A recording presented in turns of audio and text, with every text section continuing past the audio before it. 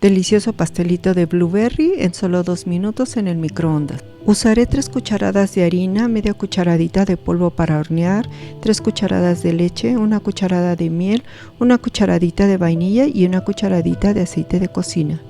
Integrar todos los ingredientes, añadir los arándanos, llevarlo al microondas por 2 minutos y está listo. Acompañarlo con chantilly y algunas frutas de arándano. Esponjoso, delicioso y fácil de hacer.